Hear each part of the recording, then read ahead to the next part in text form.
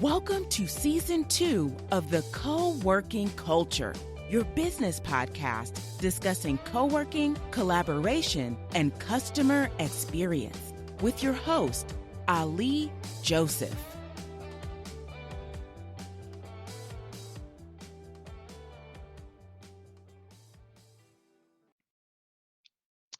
Hey everyone, welcome back to another episode of the Co-Working Culture Podcast, your business podcast for everything and discussing everything, co-working, collaboration, and the customer experience. I'm your host, Ali Joseph. This is season 2, episode number 5, and we have titled this Ending a Collaboration. So I hope that you guys have been taking the time to listen into season 2. We've been giving out a lot of really great content, things that should definitely be assisting you through your co-working journey as an entrepreneur, as an innovator, self-starter, as someone that is really in a great company in a Fortune 500, wherever you are within your endeavors. These tips and tools and sharing these stories about collaboration and strengthening your collaboration for 2020 I'm hoping that you guys are finding helpful. I'm hoping that you guys are finding it to be powerful and that you're utilizing them. And of course, sharing the information and the content as well. And I know that some of you guys have been doing that because you've been sharing with us throughout social media. You've been sharing with us, tagging us on social media. You've been sharing with us on comments. One of my friends even shared a text with me showing that they were listening to us on Apple Podcasts. So it was really awesome. So that makes me excited. That makes me feel awesome to know that you guys are really diving into the content and that you're really learning. And that's solely the whole purpose of what I wanted to see for season 2 is to for you guys to learn, for you guys to elevate, for you guys to take your collaboration for 2020 and turn it into something magical and an opportunity to meet new people and to be able to lead in the most optimal and the most powerful way. So I'm really excited to see you guys learning and listening to the content. So you can follow us as well on the Co-working Culture. We are on social media. You can follow us on Facebook and you can follow us on Instagram at Co-working Culture. That's Co-working Culture, COWORKN Culture. So those are our two main pages for the Co-working Culture podcast. We share different content, information. We share documents, we share tags, we share quotes. And one of the things that we have been doing is also sharing some really powerful quotes about collaboration and co-working for some very powerful African Americans because it is officially Black History Month. So that's another thing as well I wanted to share. Happy Black History Month. So if you go on our pages on social media, you will see some of the powerful quotes. I know we've shared one from Madam C.J. Walker, who was a true entrepreneur, a truest to the form.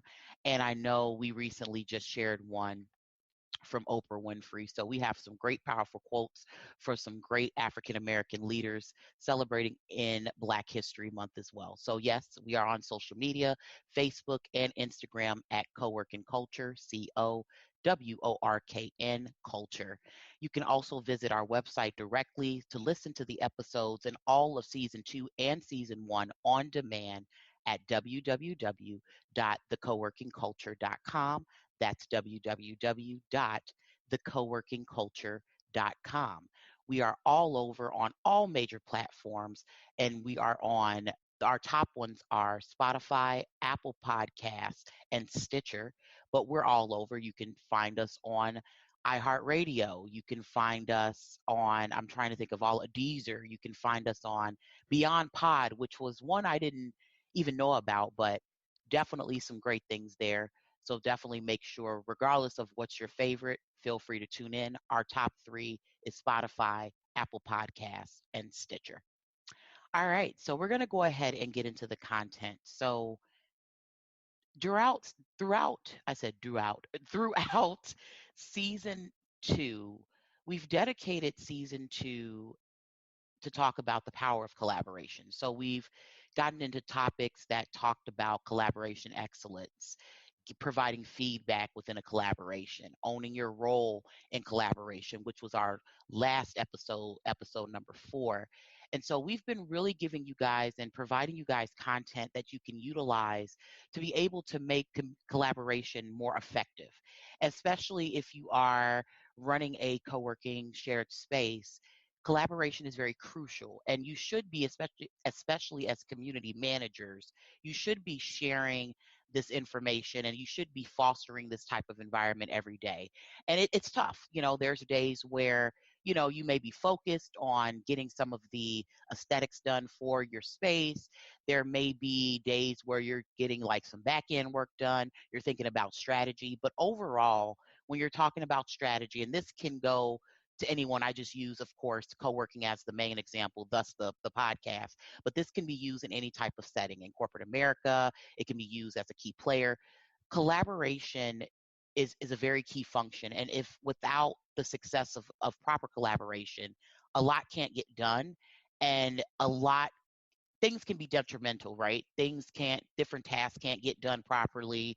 People can't work together well. So it's definitely takes an effort, and it takes a push each and every day to make sure that you are collaborating and you're fostering a collaborative environment.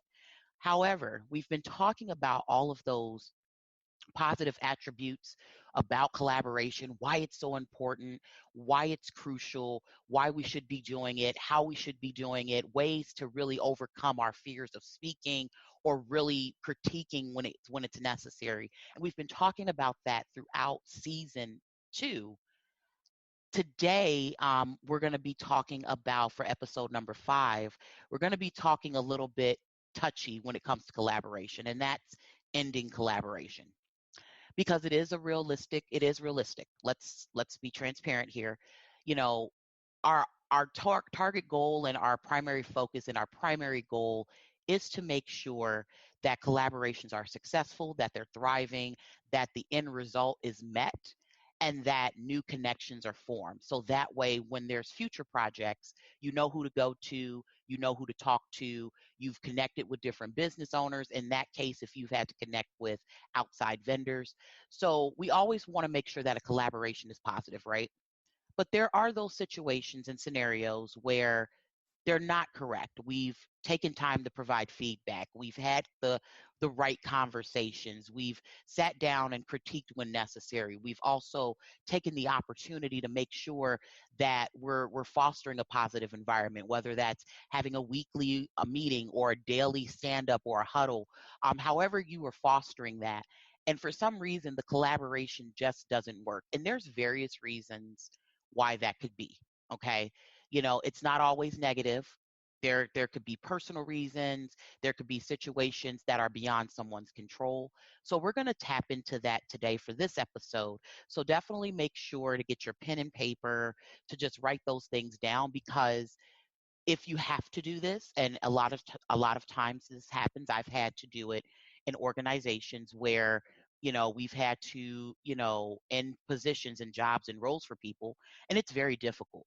But I want to take the time to share that with you all today, my experience, as well as, of course, just some research with making sure that if you do have to end a collaboration prematurely, then here's some steps to take to make sure that everybody feels good leaving the table on a positive note. Everybody may not be fantastic. Everyone may not be just all over the place, depending on how bad it was. Now, I'm not going to speak for everyone, but typically when a collaboration ends prematurely and things weren't as successful, typically nobody's fantastic. No one has lilies and flowers all over their face. People are taking time to self-reflect and think about what they could have done better. Some people take the failure hard. And so what I'm going to share is some steps here for you to be able to make sure that when you're ending a collaboration, that you're ending it with humility. All right. So we're going to get into that. Take a little sip here. Like I said, I said it, I said it last episode. We have to always keep the palate clean and clear. All right, guys. So this actual, here it is. I wanted to make sure to pull it up. So some of the checklist that I have here, and I thought was extremely was written very, very well. And so let me make sure I have that for you guys. So the website is no, it's correct, collaborationcoach.ca. Okay. This is a really great website that talks about being collaborative. It shares a lot of powerful knowledge when it comes down to collaboration. And I found this article when I was thinking about my experiences in corporate America when I've had to in collaborative relationships and have conversations with people, whether it was third parties, whether it was direct hires. So I wanted to have information and knowledge along with my experience that tied into that, things that was related, that's relatable, right? Because we've all been there. You know, we've had to give people bad news one way or the other. People have had to give us bad news. Things happen, life happens. And so therefore we have to keep going and move forward. So but collaborationcoach.ca has a plethora of knowledge and information. If you're really looking to really make sure that in 2020, your collaboration is spot on perfect, okay? If you are making sure that you're collaborating with new people, you're collaborating with new business partners, whomever you're collaborating with, you want to make sure that it's strong and that you're coming in full force. So, collaborationcoach.ca, that's one of the resources that I utilize. And I came up with a list just looking at that and sharing my experiences of some really proper and humble ways. And I said humble, yes, humble ways to end a collaboration. Okay. So let's go into number one. And number one talks about understanding the why when it comes to ending a collaboration. So one of the things that you should take time to do, a lot of the times you may have people that are hot-headed. Maybe they may be hot-headed, they may be angry, people have put in effort and they put in work, and you're just like, okay, now we're going to end this collaboration. Things aren't working the way they thought it was. People are kind of on the fence of how things are going to go moving forward. So one of the steps that you want to take is really when someone approaches you, or if you have to approach someone with ending a collaboration and ending a joint venture, understand the why behind it. Okay. This is the perfect time to understand why an individual wants to end the collaboration, especially if you've been documenting or if you've been having some really solid examples of items that have been happening through the process and it just hasn't been successful. So, and it also keep in mind, it doesn't always have to be professional. Professionally, people just don't vibe. And you've tried to vibe and you've tried to communicate and you've done exercises to make it better, and it just really didn't help. And in some cases, from a professional standpoint, typically the whole collaboration and the whole project effort is not ended. Typically, when you have people that really aren't just vibing in a collaboration, typically they're removed. Now, the bad part about that is obviously you have to replace people, or people that are currently on that team may have to chip in a little bit harder. But typically in those type of avenues for a project, you know, people may be removed if it's something that is really just not working. But understand too that ending collaborations with people, and especially from a business standpoint, if you're working with other businesses on a project, understanding that it's not always from a professional standpoint, it can be personal. So always go in, as I've heard over the years in my career, positive intent. Always think positive intent and find out the why of why someone is looking to back off, if they're looking to leave. Take the time to understand the why first, because I think if you understand the why first, you will get to the root issue, because there may be an opportunity that you can actually save, which goes into my second second topic of the list. Number two, can the issue be resolved? Okay. So someone comes to you, it could be personal, it could be professional. When they talk to you about the situation, you have a conversation with them about what's going on. And this is not just a casual conversation. This is a really concrete, direct feedback opportunity time of having this conversation in a private setting, in a setting where people can really give and that proper direct feedback. Okay. Understanding if the issue can be resolved is why you should understand the root of the situation to begin with. Because a lot of times there could be some really